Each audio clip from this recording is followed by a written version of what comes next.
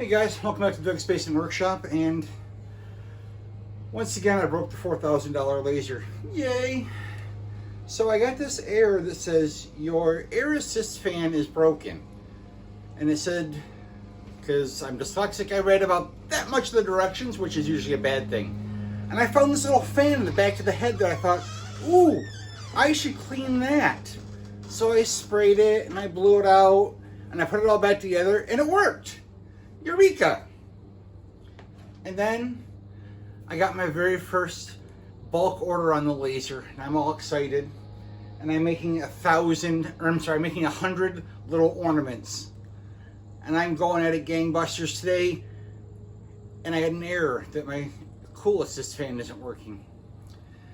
So once again, I pulled it apart. I cleaned this little thing, and I was talking to my mother because she helps me with the laser stuff and reading things. And she says, "Did you get all the way to the bottom of the cleaning directions?" I said, "No, I found a fan, so I stopped." She said, "Did you clean the one underneath the bar?" So, there's another one? How many fans, Glowforge, are you putting in this thing? Because, seriously. Alright guys, it's late. Clearly I'm not dressed for a YouTube video. Clearly not in the YouTube-y mood right now. But I wanted you to see how I broke it. Maybe you won't break yours the same way. So there's going to be a bunch of still pictures, and I'll hop back on a little bit in the video. Sure, I understand. And you should always turn Alexa off before you start doing stuff too. No, that was Siri. So, okay guys, several tips of the day. 1, find all the fans. 2, turn off Siri. 3, don't have someone laughing hysterically behind the camera while you're trying to video. Alright guys, some still pictures. I'll probably get back on and talk when I get to the fan. And I'll let you know if I can where the stuff is. Maybe I'll do a screenshot of where I actually found the directions on how to fix this little problem, which shuts down your Glowforge and says, "You can't play with me." Alright guys, I'll talk to you in a few minutes.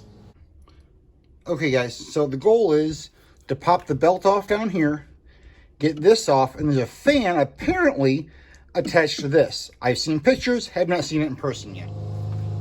Okay guys, so many of you have heard my pro tip of putting the towel down, so I have, just in case I drop something. And I'm guessing this is not supposed to be that color. And that, I'm guessing, is bad.